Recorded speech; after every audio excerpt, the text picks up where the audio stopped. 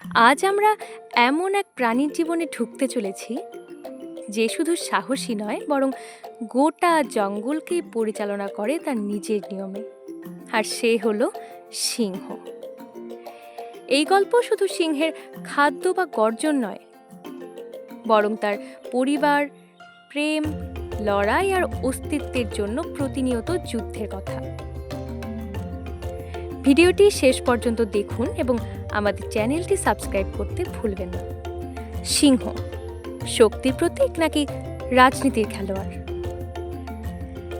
সিংহ, যাকে আমরা সবাই রাজা বলেই জানি, কিন্তু আপনি কি জানেন জঙ্গলে রাজা হওয়া মানেই কি শুধু গর্জন আর শিকার?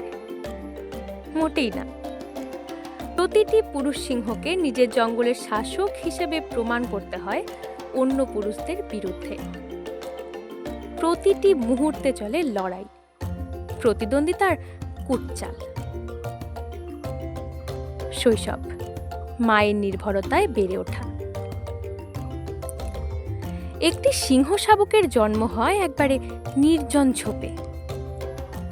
মা তাকে লুকিয়ে রাখে, কারণ অন্য পুরুষেরা সিংহের শাবককে মেরে ফেলতে পারে, যাতে তারা নতুন বংশ তৈরি করতে পারে। প্রথম 2 মাস শাবক শুধু মায়ের দুধেই বাঁচে। মা শিকার করে, আবার ছেলেকে আগলেও রাখে। এক অসামান্য মমতার দৃষ্টান্ত। যৌবন, শিকারে দক্ষতা ও বন্ধুত্বের বন্ধন। যৌবনে পৌঁছতে পৌঁছতে পুরুষ শাবককে দল থেকে বের করে দেওয়া হয়। সে একাই ঘোরে, প্রায়শই নিজের ভাই বা সঙ্গীদের সঙ্গে মিলিত হয়ে একটি ব্যাচেলার গ্রুপ তৈরি করে। এরা একসাথে শিখে যায় শিকার করা, একে অন্যকে রক্ষা করা। এটা এমন এক সময় যখন বন্ধুত্ব ও সাহস দুটোই পরীক্ষা হয়। রাজা হওয়ার যুদ্ধ। যখন তারা শক্তিশালী হয়ে ওঠে, তখন এরা অন্য কোনো গোষ্ঠীর রাজাকে চ্যালেঞ্জ করে। যুদ্ধে জয়ী হলে তারা সেই গোষ্ঠীর নারীদের নিয়ে নতুন জীবন তৈরি করে। কিন্তু যদি হেরে যায়, প্রাণও হারাতে হতে পারে। পরিবারের প্রতি দায়িত্ব।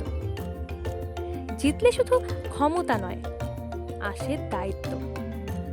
স্ত্রী সিংহীরা শিকার করে, কিন্তু পুরুষ সিংহ তার গোষ্ঠীর নিরাপত্তা নিশ্চিত করে। অন্য কোনো পুরুষ ঢুকতে এলে সে তার প্রাণ দিয়ে হলেও রক্ষা করে নিজের পরিবারকে। বার্ধক্য ও পতন। প্রায় 10 বছর বয়সে পুরুষ সিংহ ধীরে ধীরে দুর্বল হতে শুরু করে। তখন নতুন শক্তিশালী পুরুষেরা এসে তাকে পরাজিত করে। এ পতন অবধারিত, কিন্তু খুবই মর্মান্তিক। অনেকে একাকিত্বে মারা যায়। মানব আগ্রাসন ও বেঁচে থাকার সংগ্রাম। আজকের দিনে বনাঞ্চল কমছে, শিকার কমছে এবং মানুষের হাতে মারা পড়ছে শত শত সিংহ। তাদের অস্তিত্ব এখন বিপন্ন। আমাদের দায়িত্ব এই রাজাদের পৃথিবীতে টিকিয়ে রাখা। সিংহের জীবনটা যতটা গর্বের ততটাই কষ্টের। আমরা শুধু তার গর্জন শুনি, কিন্তু তার প্রতিদিনের যুদ্ধে অংশ নিতে পারি না। আপনাদের কি মনে হয়, মানুষ কি আসলেই রাজাদের জায়গা কেড়ে নিচ্ছে? কমেন্ট করে জানাতে ভুলবেন না। ভিডিওটি ভালো লাগলে অবশ্যই লাইক করুন, শেয়ার করুন, আর এমন অসাধারণ প্রাণী জগৎ সম্পর্কে জানতে সাবস্ক্রাইব করুন প্রাণী কথা। দেখা হবে আগামী গল্পে। ততদিন সুস্থ থাকুন, প্রকৃতির সঙ্গে থাকুন।